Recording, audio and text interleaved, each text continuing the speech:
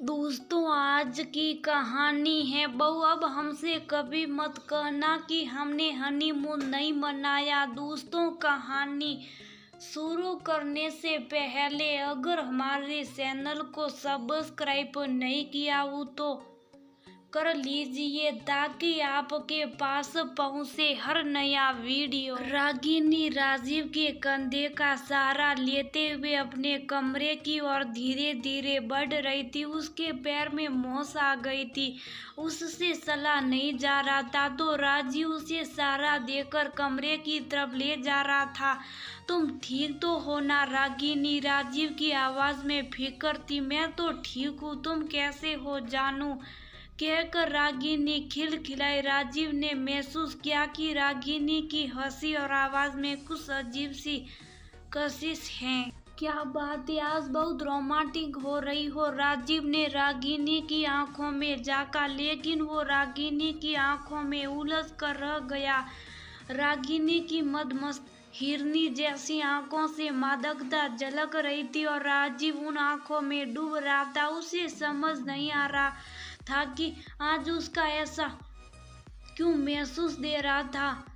राजीव की बात सुनकर रागिनी बहुत तेज हंसी। मैं तो हमेशा से ही ऐसी रोमांटिक हूँ डार्लिंग, क्या तुम भूल गए? ये आज रागिनी की हंसी जैसे उसे किसी की याद दिला रही थी। आज कितने समय बाद तुम्हारी बाहों का सहारा मिला। आज तो तुमसे जी भरकर प्यार करने का जी सारा। आज मुझे छोड़कर कहीं मत जाओ। रागिनी की आवाज और बातें राजीव को मदहोश कर रही थी। राजीव संभलने की बहुत कोशिश कर रहा था। राजीव और रागिनी अपना हनीमून मनाने नैनीताल आए थे। शादी के 1 महीने तक दोनों हनीमून के लिए नहीं जा पाए थे, कारण राजीव की दादी की तबीयत बहुत खराब थी। कल रात अचानक राजीव की मां ने उन्हें घूमने जाने को कहा। सासू मां की बात सुनकर रागिनी बहुत खुश हो गई। राजीव बुकिंग करने लगा तो उसका भाई बोला, राजीव वहाँ मेरे दोस्त का होटल है, मैं उसे बोल दूंगा। आज सुबह ही रागिनी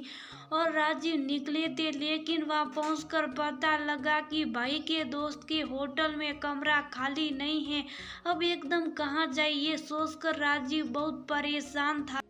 वे दोनों किसी होटल की तलाश में घूम रहे थे कि राजीव से एक आदमी टकराया। राजीव के हाथ का सामान गिरने से वो आदमी माफी मांगने लगा और सामान उठाने लगा। बातों बातों में राजीव की समस्या पता लगी तो वो बोला, पहाड़ी से थोड़ा नीचे उतरकर एक रिजॉर्ट है। बाहर से थोड़ा दूर होने के कारण वहाँ भीड़ नहीं होती, इसलिए उन्हें वहाँ कमरा जरूर मिल जाएगा। रिजॉर्ट बहुत खूबसूरत है, एक बार देख लोगे तो वहाँ से वापस नहीं आओगे।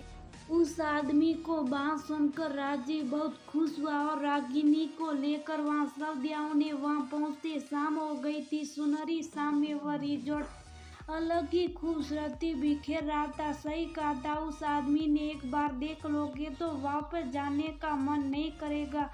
कमरा लेकर दोनों फ्रेश होकर बाहर घूमने निकले। बाजार से लौटते समय अंधेरा हो गया था।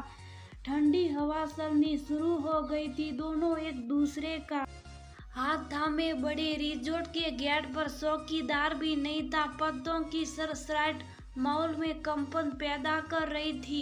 राजीव रागिनी को हिम्मत दे रहा था, हालांकि डर उसे भी लग रहा था। अचानक रागिनी ठोकर खाकर गिर पड़ी। राजीव ने उसे आगे बढ़कर उठाया। रागिनी राजीव के कंधे पर झूल गई। उसके बाल उसके चेहरे को ढक रहे थे। उस बेहतर टीवी की हालत में भी रागिनी के चेहरे पर अलग ही चमक थी। उसकी आंखें किसी को भी मदहोश करने के लिए काफी थी। राजीव उसे सहारा देकर अंदर लाया। दोनों धीरे धीरे कमरे की तरफ बढ़ रहे थे। रागिनी लगातार मुस्कुरा रही थी। उसकी मुस्कुराहट कुछ अजीब सी थी। आज राजीव को भी बहुत डर लग रहा था, लेकिन क्या करे, हे भगवान, बस आज की रात सकुशल निकाल दे, कल सुबह ही वापस चला जाऊंगा। रागिनी की हालत भी उसे डरा रही थी। अचानक पीछे से किसी की आवाज आई, बेटा किसी चीज की जरूरत तो नहीं? राजीव ने मुड़कर देखा तो वहाँ एक बूढ़ा आदमी खड़ा था। उसे देखकर राजीव सकरा गया। ये कौन है और कहाँ से आया? आप जाओ बाबा, मैं हूं ना, सब संभालूंगा, रागिनी ने कहा। तो राजीव जैसे कुशल पड़ा। कमरे में लाकर राजीव ने रागिनी को धीरे से बिस्तर पर लेटा दिया और अपने आप कपड़े बदलने जाने लगा तो रागिनी ने हाथ पकड़कर उसे अपनी तरफ खींच लिया।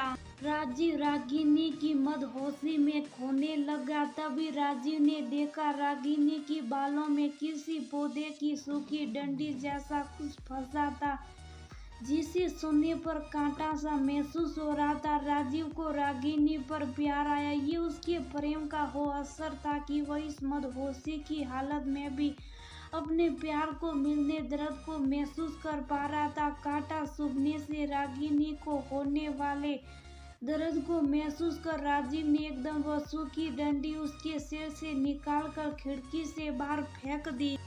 अचानक रागिनी उठकर बैठ गई। मैं यहाँ कैसे आ गई? मैं तो अब बाहर थी। रागिनी को बात सुनकर राजीव डर गया। तभी खिड़की से आवाज आने लगी, राजीव मैं तुमसे मिलने आई थी, दरवाजा खोलो।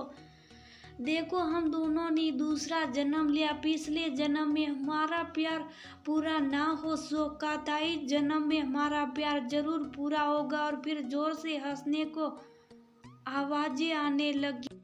आवाज सुनकर रागिनी राजीव से चिपक गई। दोनों को ही बहुत डर लग रहा था, लेकिन इस वक्त किसे बुलाए? बार रिसेप्शन पर तो कोई था ही नहीं। नहीं राजीव, तुम कहीं नहीं जाओगे, हम दोनों एक दूसरे का सहारा यही बैठ कर देंगे।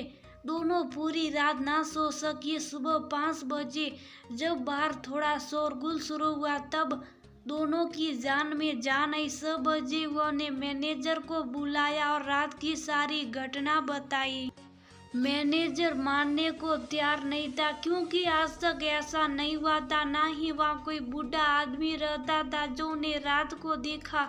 दोनों ने उसी समय रिजॉर्ट छोड़ दिया। रास्ते में ड्राइवर ने बताया कि उसने पता किया था, बहुत साल पहले ऐसे ही हनीमून के लिए एक जोड़ा इसी रिजॉर्ट में आया था। अगले दिन सुबह लड़की इसी खिड़की के नीचे मरी मिली थी। बताते हैं शायद उस लड़के ने लड़की को खिड़की से रक्षक दे दिया था और तब से उस लड़की की आत्मा यहाँ भड़क रही है। यहाँ हनीमून मनाने आए जोड़ों की रक्षा करती हैं। हाँ, ये सच है, जो उनके साथ हुआ वो पहली बार हुआ था।